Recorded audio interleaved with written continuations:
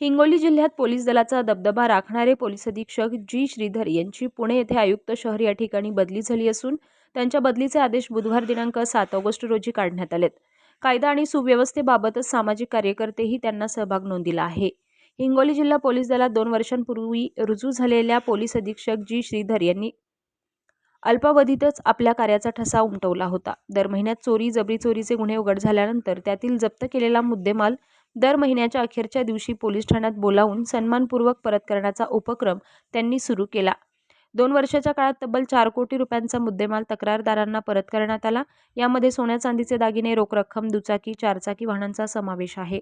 जिल्ह्यात कायदा आणि सुव्यवस्था राहावी यासाठी बीट मार्शल मार्फत गस्त सुरू केली. तसेच प्रत्येक पोलीस ठाण्याच्या हद्दीत अधिकारी आणि कर्मचाऱ्यांना गस्तीवर राहण्याचे आदेशही त्यांनी दिले होते.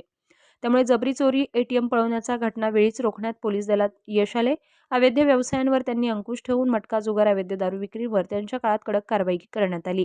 कायदा आणि सुव्यवस्थेला बाधा असणाऱ्या 45 समाजकंटकांवर तडीपारची कारवाई देखील त्यांनी केली. याशिवाय पोलीस दलाच्या वतीनं स्थापन करण्यात आलेल्या भरोसा सेलमध्ये 1 वर्षात तब्बल 360 जोडप्यांचे समुपदेशन करून विभक्त होणारा संसार पुन्हा जुळवला. तसेच पोलीस दलाच्या वतीनं रक्तदान शिबिर आयोजित केले, तर वृक्षारोपणासाठीही त्यांनी पुढाकार घेतला.